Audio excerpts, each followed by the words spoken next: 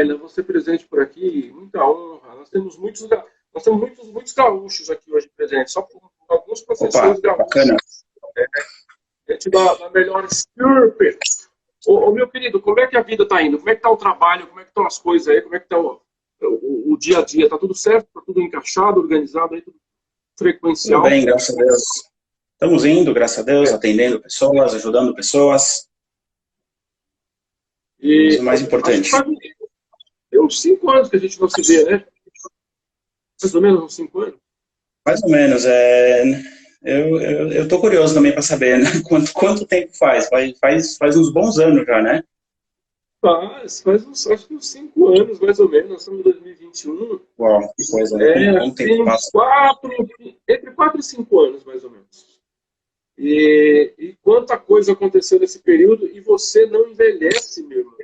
É inacreditável.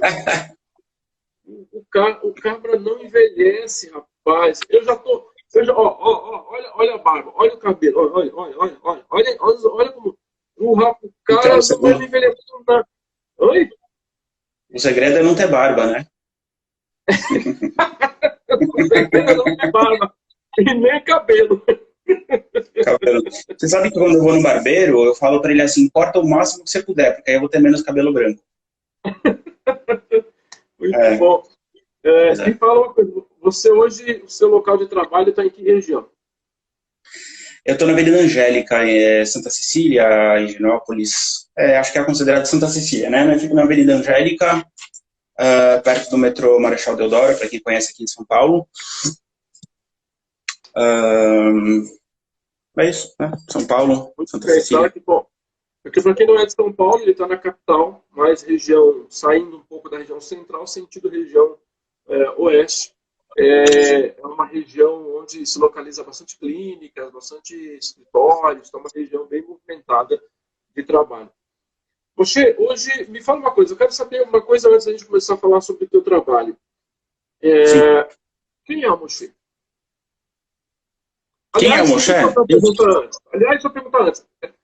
Eu falo Moshe, mas é Moshe ou é Moshe? Bom, na verdade, assim, existem diferentes formas de pronunciar, porque, na verdade, é uma transcrição do hebraico, né? E o próprio hebraico tem... Moshe é meu nome em hebraico. Eu tenho um nome em português no registro, que é Márcio, né? Mas eu gosto de ser chamado por Moshe, então inclusive, profissionalmente, eu me apresento como Moshe. O nome Moshe em hebraico, tem duas maneiras de ser pronunciado, né? O mesmo nome, depende do costume, depende da origem, da região. Então, tem alguns que chamam de Moishe e tem alguns que chamam de Moshe, né? Eu prefiro Moshe por uma questão de preferência mesmo, não é origem, não é nada. Se eu fosse pela minha origem, eu seria Moishe mesmo. Origem dos Ashkenazim, né? Chamam, lá da Europa, tal. Moshe é mais é um grupo chamado os Faradim, que são mais do Oriente, né? Não é minha origem, mas a fonética Moshe me agrada mais do que Moshe. Então, eu gosto de ser chamado de Moshe, com acento, né? Só Tá. para Então eu vou ajudar. chamar, então, a partir de hoje, eu quero me apresentar aqui ao meu novo amigo, meu novo irmão, Moshe. Então, Moshe. De hoje, Moshe. Moshe. Moshe. É isso aí. É isso aí. Quem é o Moshe? Quem é o Moshe? Muito bom. E essa é uma pergunta muito, muito ampla e muito interessante. Quem é o Moshe? Bom, Moshe é uma pessoa, bom, de origem judaica, que cresceu num berço não religioso, ou seja, quando eu nasci, meus pais não eram religiosos, e quando eu tinha mais ou menos 11, 12 anos, eu comecei a me aproximar da religião, ficar mais religioso, e meus pais também começaram simultaneamente a ficar por caminhos diferentes. Meus pais começaram a ficar e eu, com 12 anos, saí da escola onde eu estudava aqui em São Paulo e fui para uma escola, um internato em Petrópolis, Rio de Janeiro. E estudei lá dos 12 anos, da sétima série, na época não era ano, era sétima série até o terceiro colegial, né? Hoje é terceiro ano do ensino médio. E aí, como eu entrei naquela escola, eu comecei a ficar mais religioso. Então, nós ficamos mais religiosos, a nossa família. Depois de terminar o ensino médio, fui para uma instituição judaica religiosa, me aprofundar nos estudos judaicos. Em hebraico chama Yeshiva, em Israel. Estudei 2 anos e alguns meses lá. Depois estudei nos Estados Unidos, numa outra yeshiva, numa outra instituição que tinha uma mentalidade mais aberta, onde era possível também estudar estudos laicos. Então tinha muitos alunos que iam para essa yeshiva, para essa escola, e estudavam durante o dia a Torá, a cultura judaica, e à noite iam para faculdades lá em Baltimore. Tem uma muito famosa que é John Hopkins, que ela é muito conhecida é um nome muito conhecido por causa da medicina, mas tinham muitos alunos que iam estudar, sei lá, administração, finanças, sei lá o nome das coisas que eles estudavam. Lá a Yeshiva, ele oferecia um curso profissionalizante para quem queria entrar no ramo da educação. Era uma coisa interna e eu participei do curso deles, porque eu tinha a pretensão de ser educador. E aí, voltando de volta para o Brasil, eu comecei a dar aula. Primeiro, eu continuei estudando um pouco nos estudos judaicos aqui, e depois eu comecei a dar aula em instituições formais, escolas judaicas religiosas.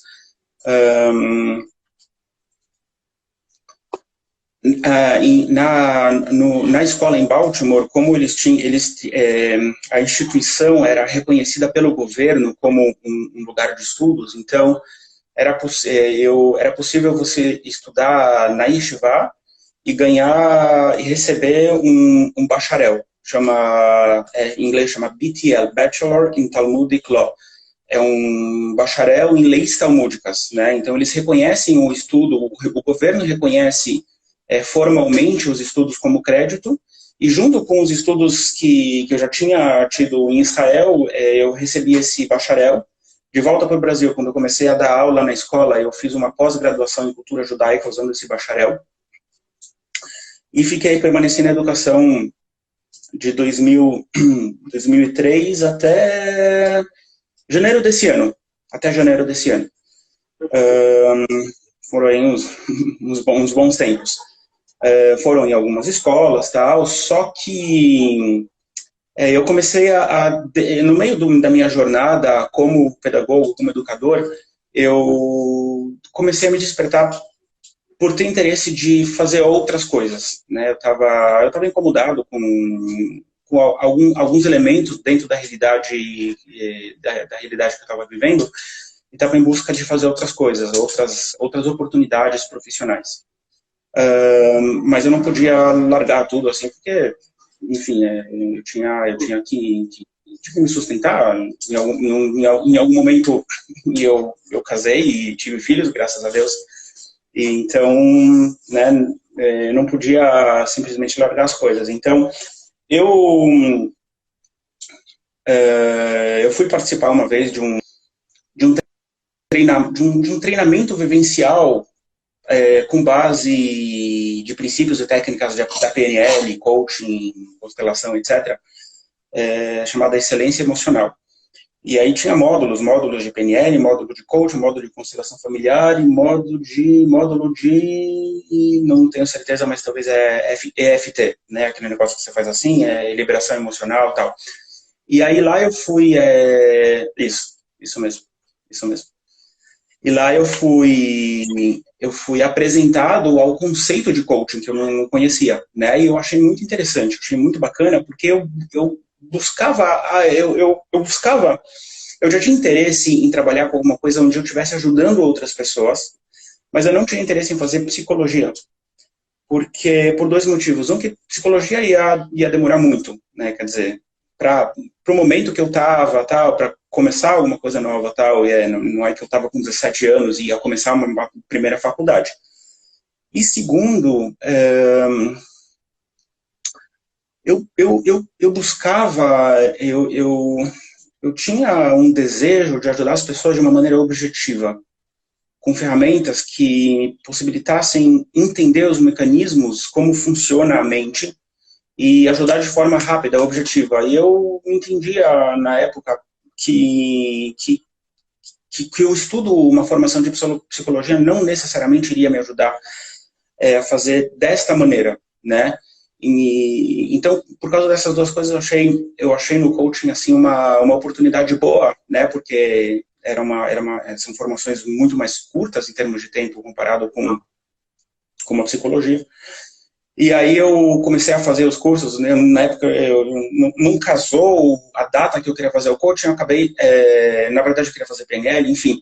Resumindo, a partir de janeiro de 2013, a partir de janeiro de 2013, eu comecei as minhas formações. Então, eu comecei primeiro o coaching, que era coaching com PNL, depois eu fiz o practitioner em PNL, depois eu fiz o master em PNL, depois eu fiz, talvez a ordem não é essa, mas depois eu acabei fazendo mais um outro coaching, um coaching integrativo sistêmico, né, que junta a PNL, que junta com constelação familiar, que vai integrando metodologias.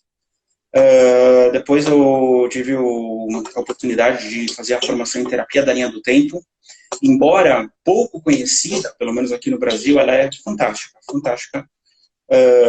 Com um professor assim muito bom também, alguém profundo conhecedor assim da PNL, de várias coisas assim, Jorge Senesi, um dos pioneiros da PNL aqui no Brasil.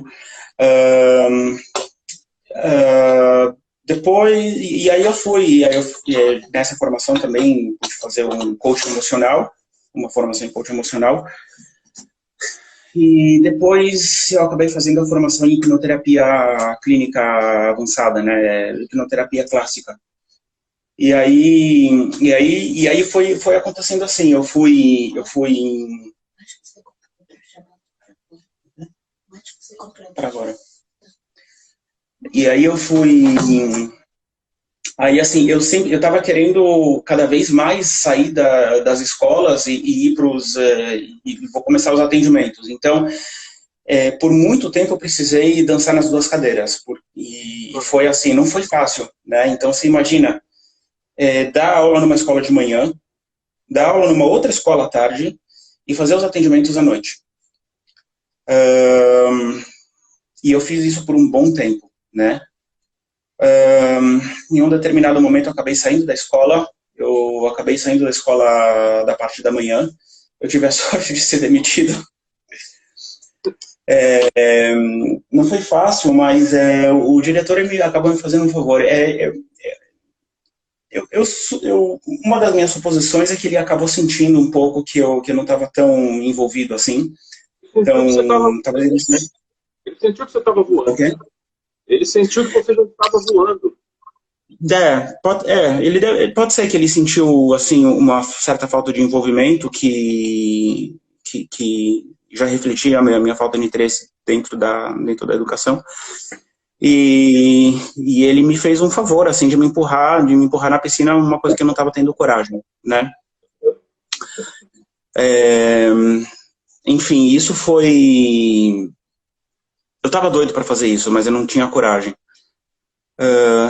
E isso foi no final de 2018. Então, de 2019, 2020, então eu passo a atender na parte da manhã, permaneci na escola à tarde, que era uma outra escola, e voltava a atender à noite, e domingo também, né? E assim estava. Até que em fevereiro desse ano, agora, eu tomei a decisão de pular de vez, de cabeça mesmo, e sair da escola. Foi uma trajetória que eu estou há mais de 10 anos querendo fazer isso, e aconteceu, né? Então, hoje, eu estou me dedicando full time aos atendimentos, né? Inclusive domingo, só não atendo no sábado porque existe uma restrição religiosa, né? O Shabat, né? Shabat eu sou Hazan. Hazan eu lidero a reza com canções, né? Isso é na sinagoga. Mas de domingo a sexta, então, eu tenho me dedicado aos atendimentos, predominantemente à hipnoterapia, só que não é que eu deixei toda a minha bagagem para trás e só uso a hipnoterapia. Ao contrário, a ideia é acumular as ferramentas, né? Quanto mais ferramentas a gente tem, mais chance a gente tem de fazer uma intervenção mais assertiva e mais qualitativa. Então, a ideia é estar usando... Foi bom que você trazer a trajetória, porque essa pergunta, quando eu faço logo de cara, é justamente por isso. Porque eu quero sempre trazer a trajetória do meu convidado antes, porque tem muita gente que está nos assistindo que tem um fundamento aqui, tem um porquê. Porque aqui a gente compartilhar e dividir um pouco do que nós aprendemos, do que nós fazemos, para as pessoas que talvez hoje não tenham condições de contratar alguém, mas talvez uma palavra que você diga aqui, uma frase que você diga pode ajudar alguém do outro lado, destravar e muita coisa mudar na vida dele. E ele ir para o próximo nível. Isso pode acontecer, como acontece várias vezes. Então, interessante você trazer a trajetória para as pessoas ouvirem e perceberem que a trajetória humana ela é basicamente a mesma. Ela é basicamente no mesmo sentido. Não interessa de onde a pessoa veio, o que aconteceu. Ela tem uma trajetória e ela tem altos e baixos na vida dela sempre. E é essencial que exista altos e baixos, porque você se torna o ser grande que talvez você esteja alcançando hoje ou vai alcançar amanhã, não é apesar dos problemas, mas por causa dos problemas, por causa das dificuldades é que nós nos tornamos grandes. É por causa delas, né, que a gente chega a um determinado nível. Então é interessante as pessoas entenderem essa trajetória, para as pessoas não chegarem aqui e acharem assim, o Moshe, ele é um hipnoterapeuta, tem uma clínica, trabalha na clínica, atende lá, tá tudo certo. Para ele é fácil falar, porque a vida dele sempre foi ganha, tá? É fácil aqui falar que eu tenho que mudar minha vida, que não sei o quê, né? Mas não é assim. Pois é. O que ele está conquistando hoje é fruto de decisões que ele tomou no passado. Né? O que lá atrás ele tomou decisão. Então, vou mostrar atrás para a gente que ele é um ser humano que vive para cuidar de seres humanos, para ajudar pessoas a se encontrarem. Isso ele vai trazer, eu tenho certeza absoluta que as sessões devem ser muito ricas, porque ele traz as ferramentas e traz algo que é mais caro e mais importante do que as ferramentas. A história, a vivência, a jornada. Porque essa jornada faz com que ele se conecte com o cliente dele.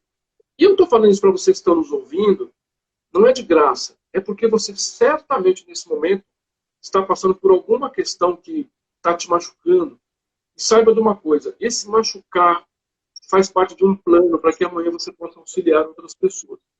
Então você só precisa prestar atenção nisso, aceitar e fazer as modificações necessárias, a evolução necessária para avançar.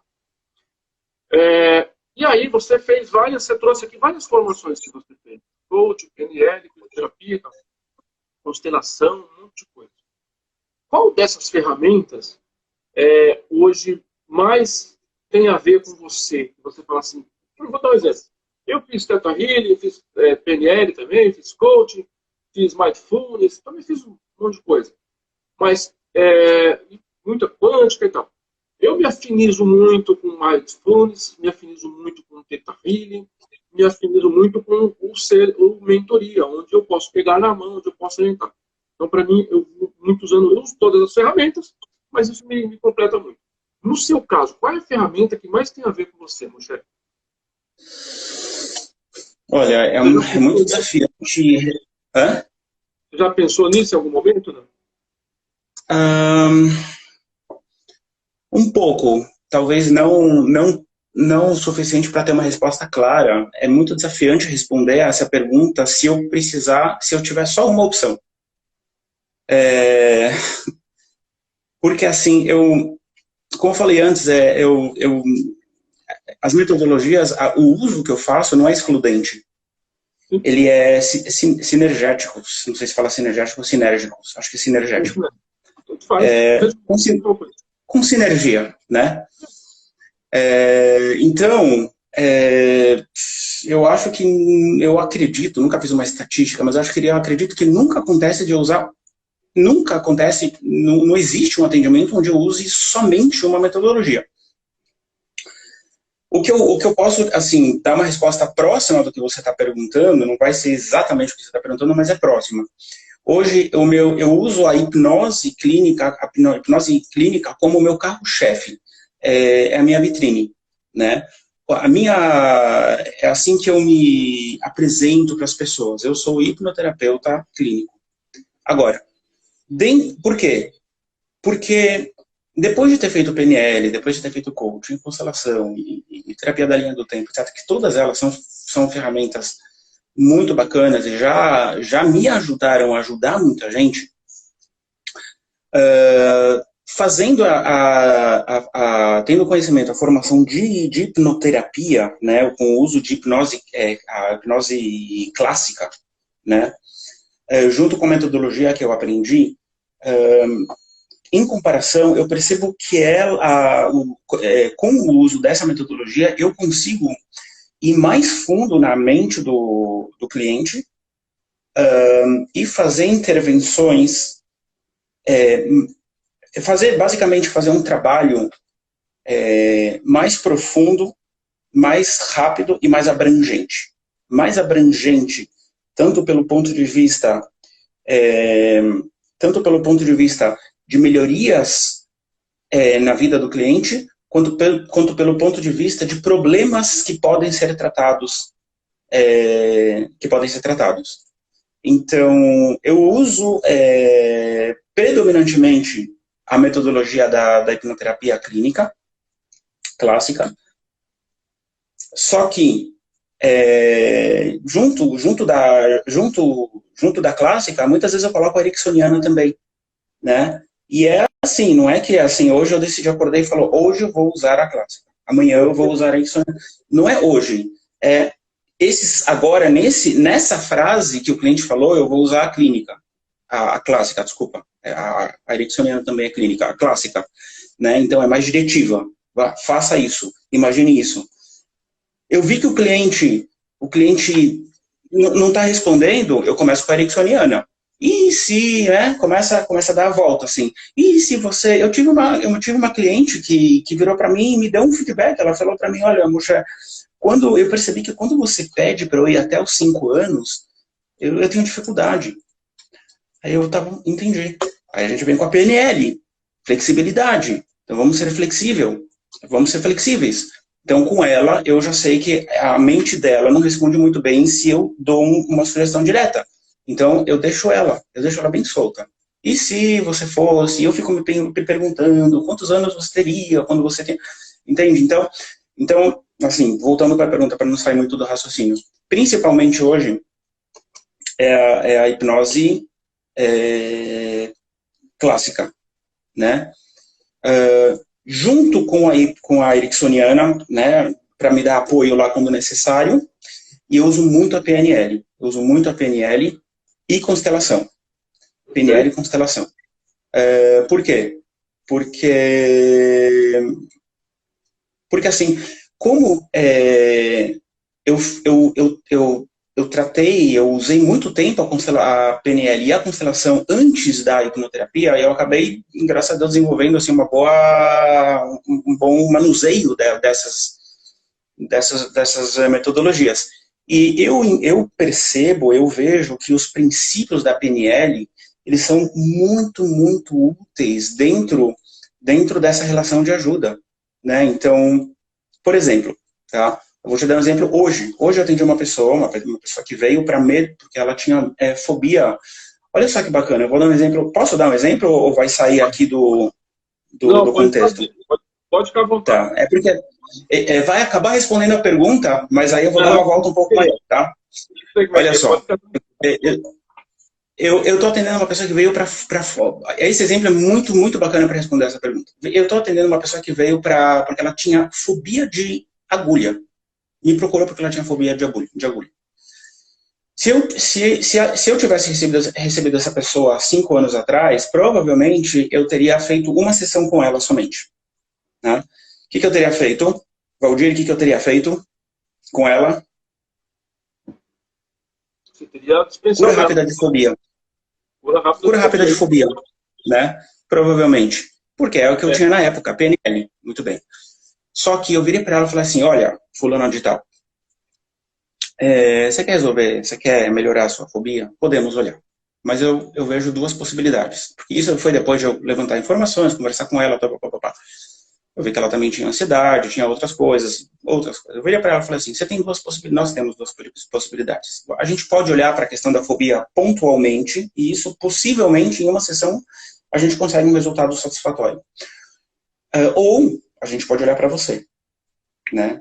E trabalhar você. Porque aí tem ansiedade, aí tem relação com o marido, e aí tem um monte de outras coisas, né, que estão em volta disso.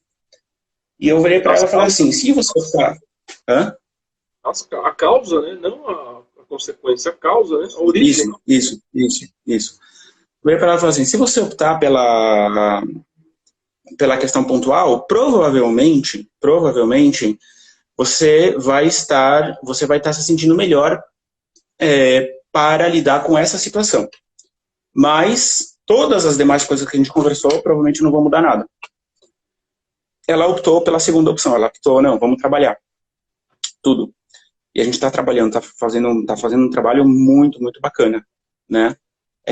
Tinha muita coisa envolvida, tinha questões ecológicas também envolvidas importantes, tal. E assim, e aí toda vez ela falou, e a agulha? E a agulha? Eu falo para ela, calma, a gente vai chegar na agulha. Mas a agulha vai ser a cereja do bolo. Né? A agulha é a pontinha do iceberg. A gente está trabalhando no iceberg. A gente está assim, sabe? Tá trabalhando todo o terreno. A gente tá cercando. Quando chegar na agulha, não vai ter mais quase nada para trabalhar, né? Bom, a agulha vai sair sozinha. Aí, a agulha vai sair sozinha. Boa. Bom, o que aconteceu? Aí ela veio hoje, né? E aí a gente, em algum momento, o próprio subconsciente dela foi até a questão da agulha. Hoje, né? Hoje foi a 4ª sessão. Normalmente os meus tratamentos têm 5 sessões, então a gente tá mais pro final do tratamento, né? Quando ela entrou no negócio da agulha, perguntei pro subconsciente, quando é que foi que você aprendeu a ter medo de agulha? Aí o rosto dela começou a ficar vermelho, a fisiologia dela começou a mostrar que alguma coisa forte estava acontecendo lá dentro. E aí eu vi que ela estava muito forte. O que eu fiz? Aí eu vim com o PNL. É por isso que eu queria contar isso. Dentro do transe, da hipnose, eu usei PNL. Eu dissociei ela da cena.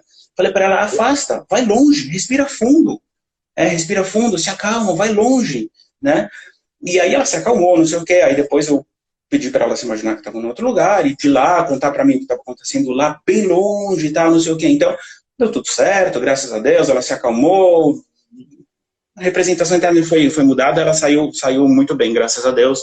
Ainda vamos dar uma continuidade. Mas o ponto que eu estou querendo ilustrar compartilhando essa ideia, essa situação, esse exemplo, é que é um caso onde eu usei PNL. Então, a pessoa estava em transe, e eu usei PNL. Então, respondendo a sua pergunta agora objetivamente. Minha vitrine hoje, né, eu me apresento como hipnoterapeuta clínico.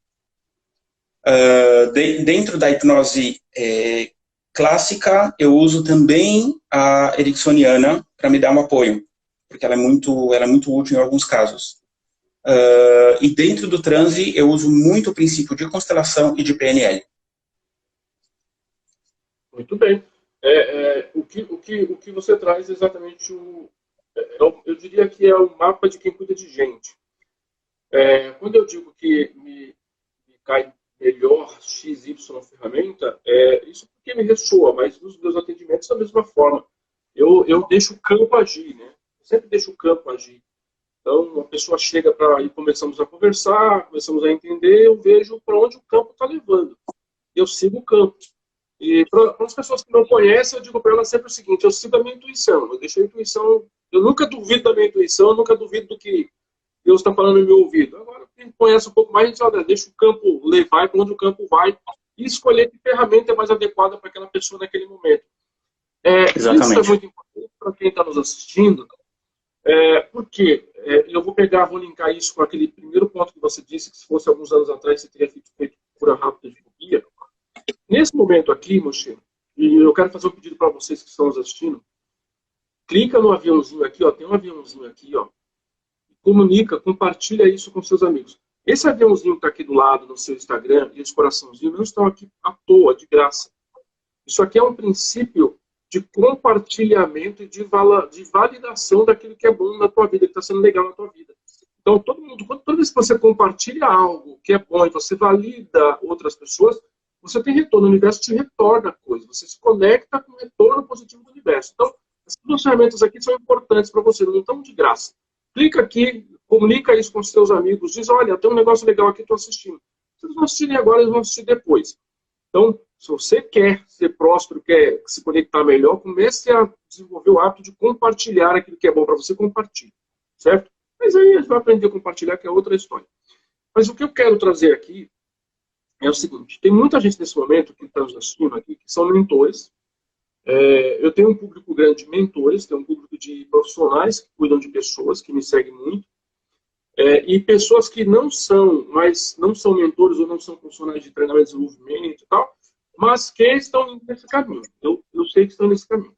Então, para você, daí, eu quero que você pegue o exemplo do Moshe, porque assim, ele disse, lá atrás eu teria usado cura rápida de fobia, que está na PNL.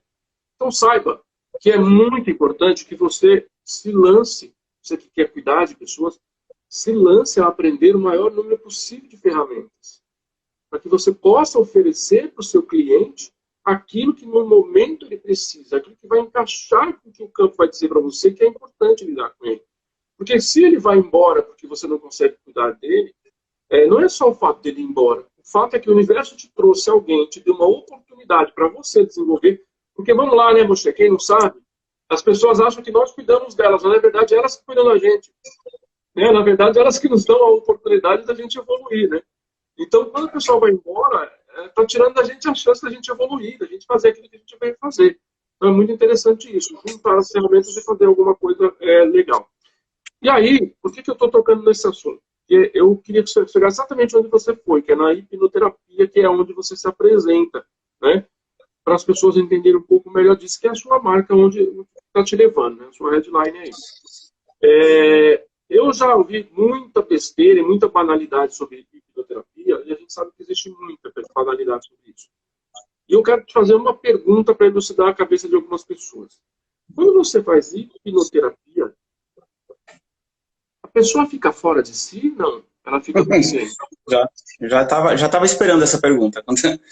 Já imaginei que era essa a pergunta. Vamos lá.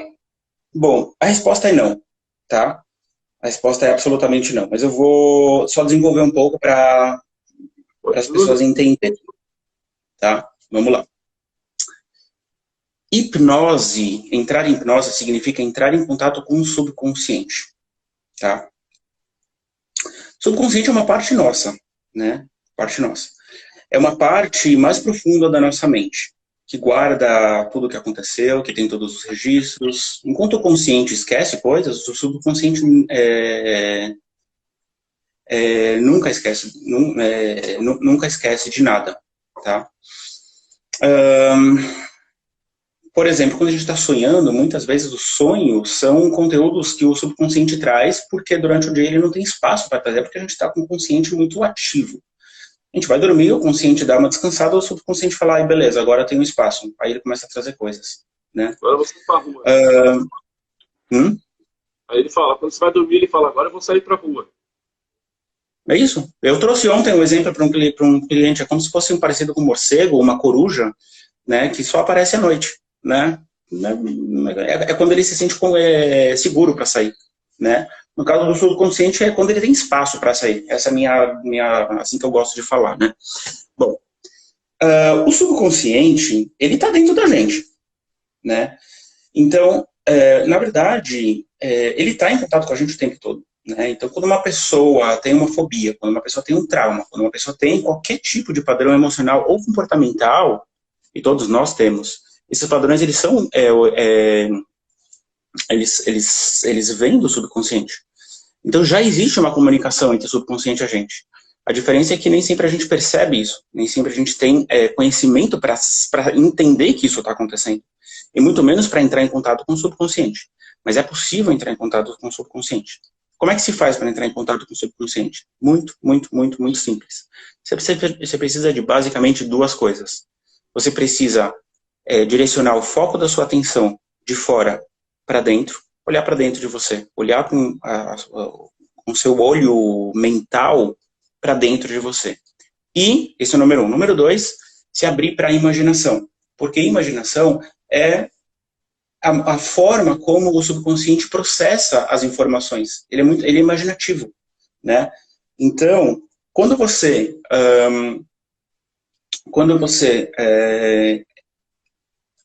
foca a sua atenção para dentro de você e se abre para a imaginação, você está se colocando numa postura de entrar em contato com o subconsciente. E quando isso acontece, você entra em hipnose, né? Então, assim, isso pode acontecer em questão de menos que 10 segundos e a pessoa não perde a consciência, ela está no controle o tempo todo.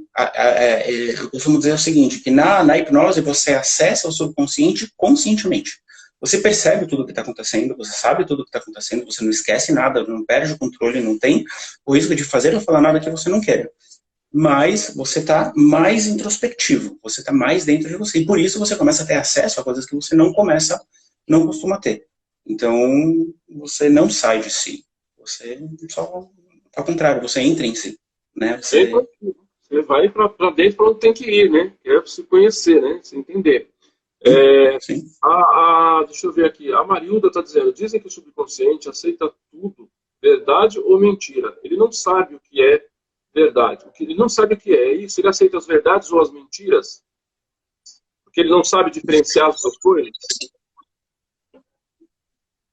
Deixa eu ver como é que ela colocou a pergunta, porque eu não consegui acompanhar a sua leitura. Peraí. Ela está dizendo que dizem que o subconsciente aceita tudo, seja verdade ou mentira, porque ele não sabe diferenciar se um é verdade ou se é mentira. Ele aceita, simplesmente aceita, ele não questiona. Isso é fato? Tá, deixa eu pensar um pouco para responder.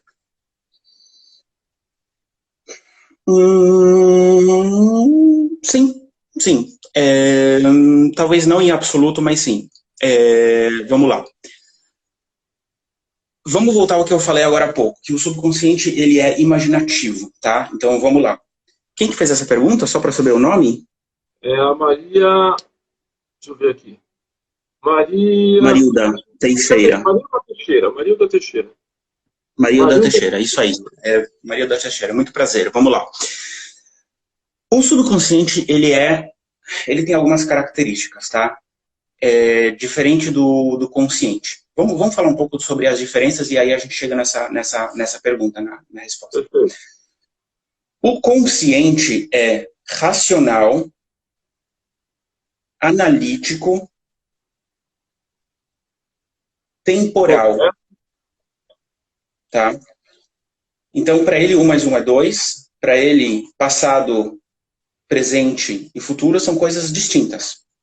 O subconsciente e o consciente é objetivo também. O subconsciente é ao contrário. Ele é subjetivo, imaginativo e atemporal. Imaginativo significa que ele funciona com a imaginação, como eu mencionei antes. Atemporal significa que ele não distingue passado, presente e futuro. Não existe essa distinção para o subconsciente. Para ele está tudo acontecendo agora. Tá? Quando... para o cérebro, e se eu não me engano a neurociência também fala dessa maneira, talvez você também possa me confirmar essa informação.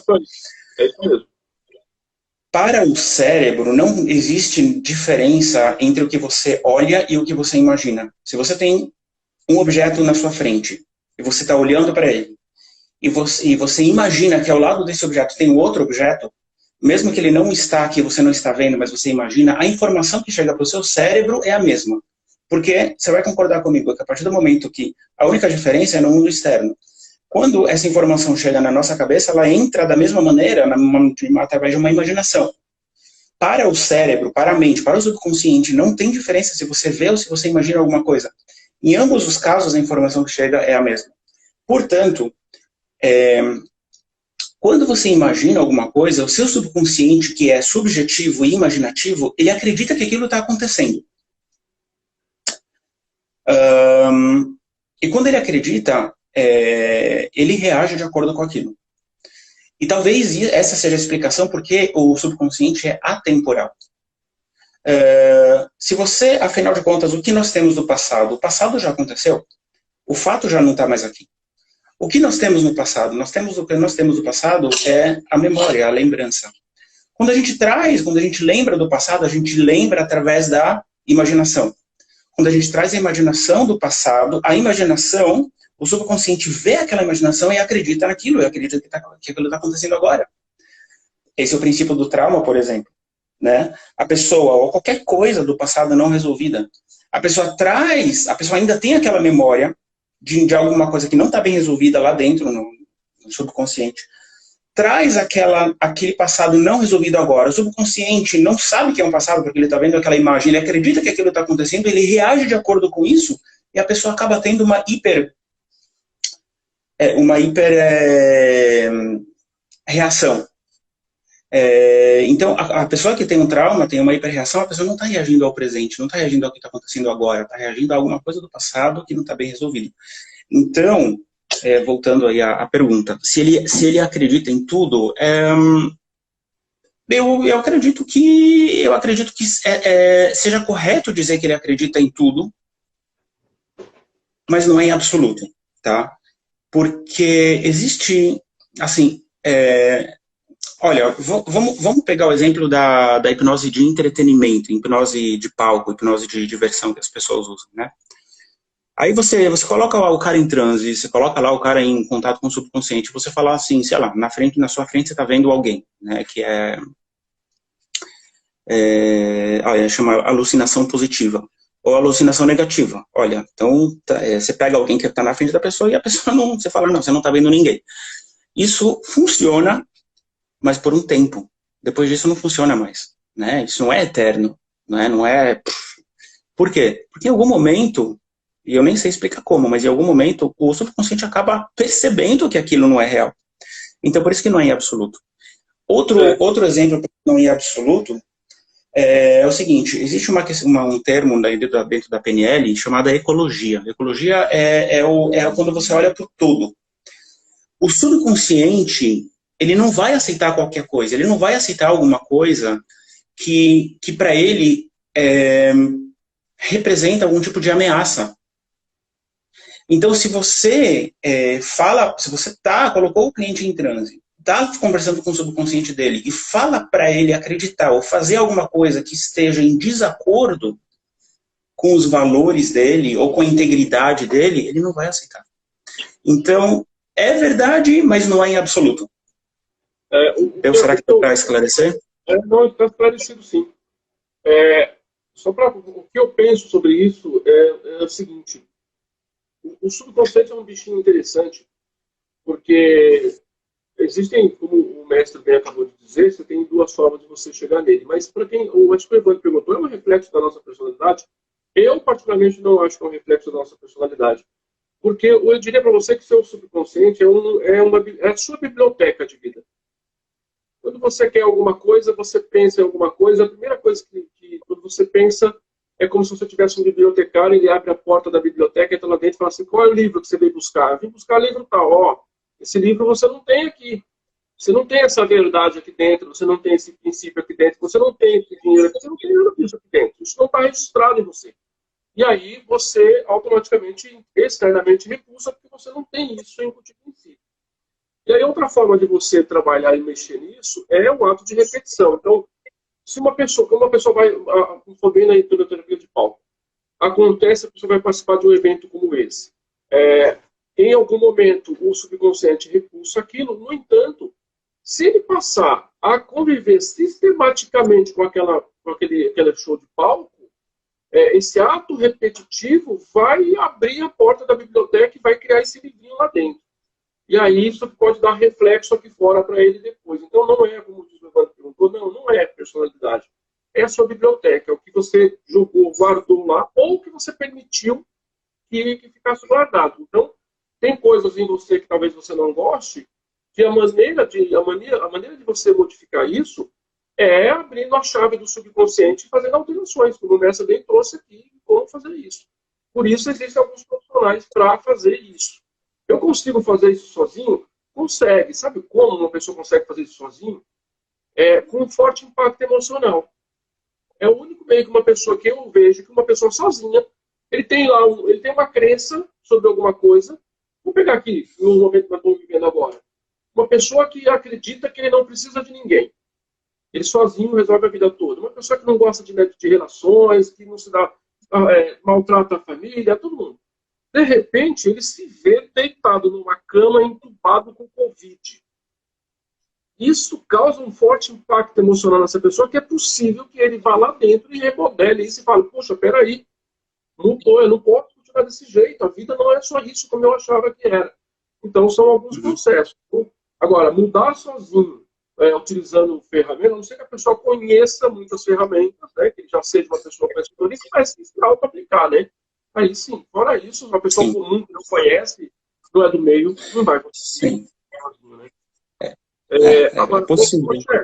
Me fala uma coisa, a gente está com 53 minutos já, nós já estamos caminhando para o finalzinho, já é no finalzinho, já estamos no finalzinho.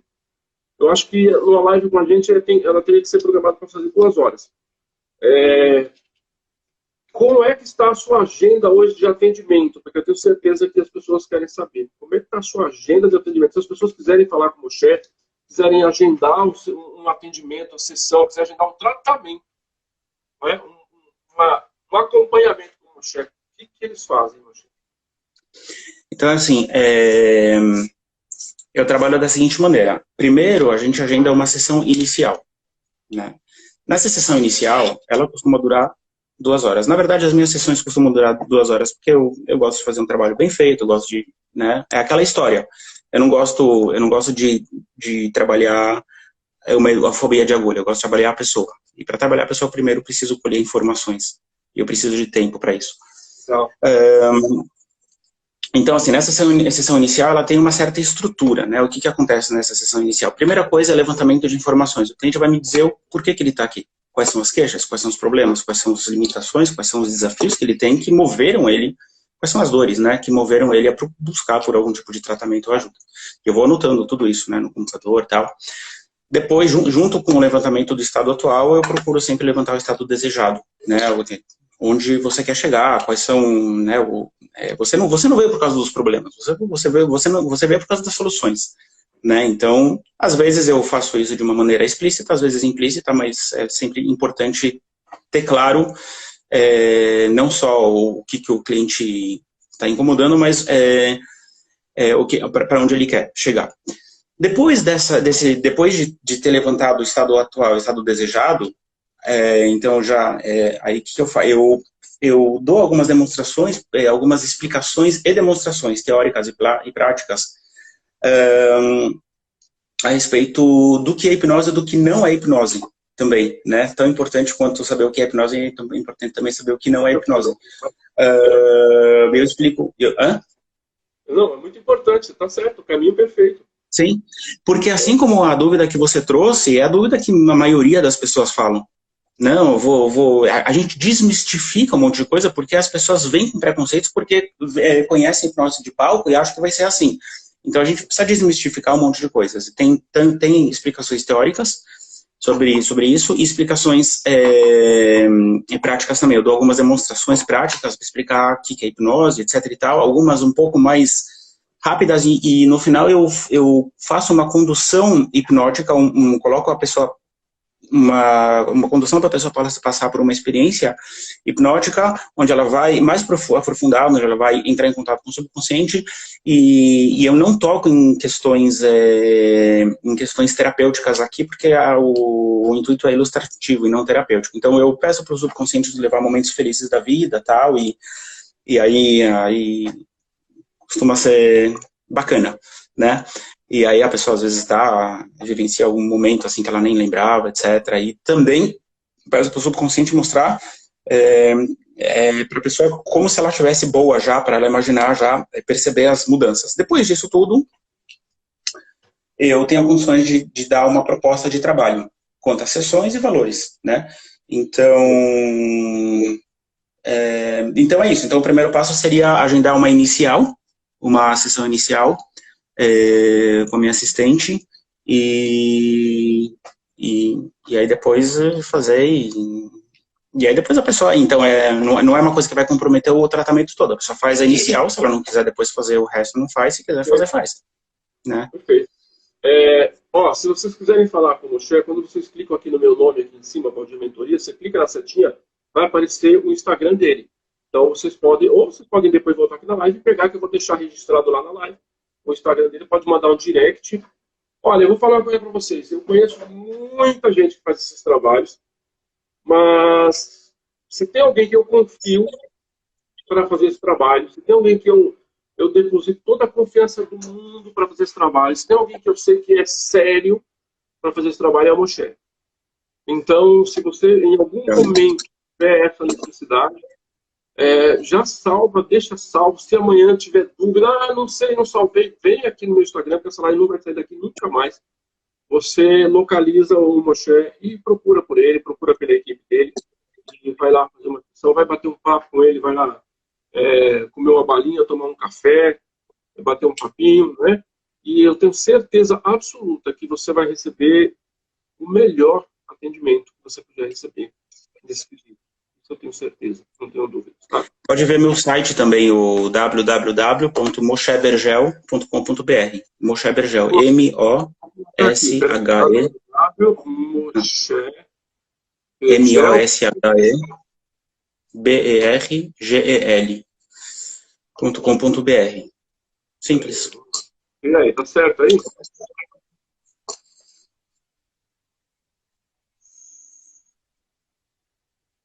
moshebergel.com.br. Tá certo, isso mesmo. Isso Esse mesmo. é o site dele, dá para você. Eu vou colocar lá também no feed, quando eu salvar a live. Tá bom? Moshe, as suas palavras finais da nossa live. Finais? Bom, fico lisonjeado pelas suas palavras finais, né? Muito obrigado aí pela confiança. Eu procuro realmente fazer um trabalho bom, completo, ético, né? Graças a Deus, assim, tem aí uma estatística muito, muito bacana, alta de resultados bons, né? Pessoas, assim, inclusive tem depoimentos no próprio site também. Pessoas assim que transformaram vidas mesmo, né? Vidas, casamento, relacionamentos, enfim. Não sou Deus, não sou perfeito, tenho, enfim, mas procuro fazer um bom trabalho. Eu agradeço, minhas palavras finais é agradecimento. Eu agradeço você pela oportunidade, pela abertura, por a oportunidade de poder esclarecer algumas coisas aí para as pessoas com quem você tem contato, pela confiança que você está depositando em mim.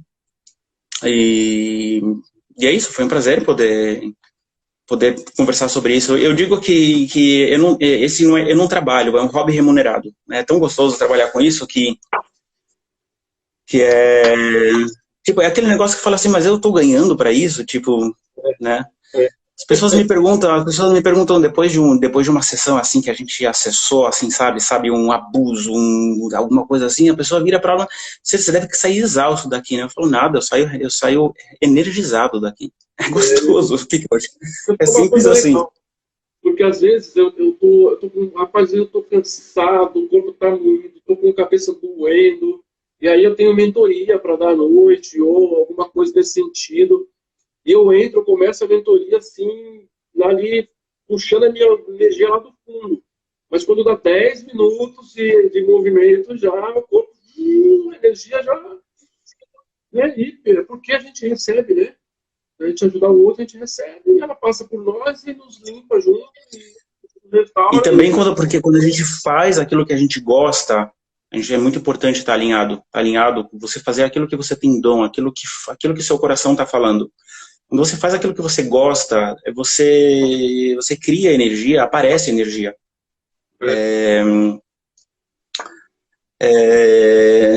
Obrigado, Marilda, muito obrigado.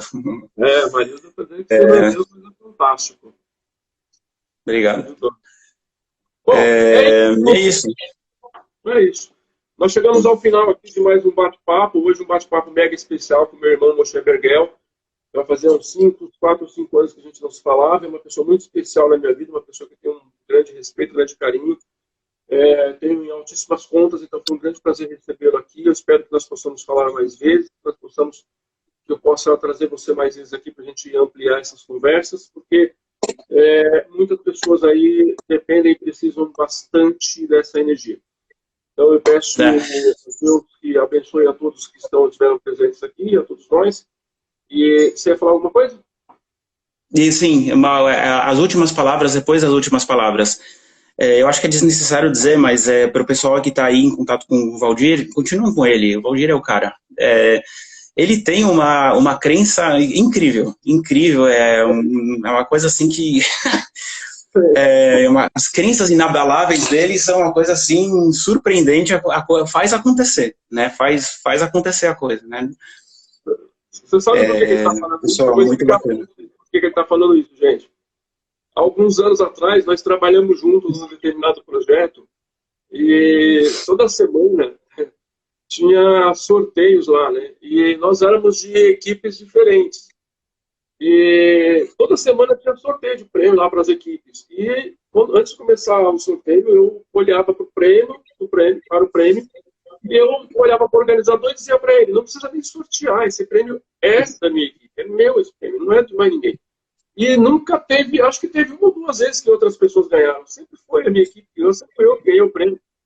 E assim, Era incrível. De fato incrível. Eu tenho uma crença inabalável. De fato, tenho sim. Isso é uma coisa em mim que só Deus mesmo pode explicar, porque ele faz isso, está presente em mim. Eu não consigo enxergar o difícil, o impossível. A minha mente, minha mente é igual água. Quando ela enxerga a montanha, automaticamente ela já encontra um caminho para contornar. É automático. Não é uma coisa de esforço meu. Então, muito obrigado aí, mais uma vez. Beijo no seu coração. Eu agradeço. Muito obrigado aí por todos, pela oportunidade, pela audiência aí, por estar junto aí.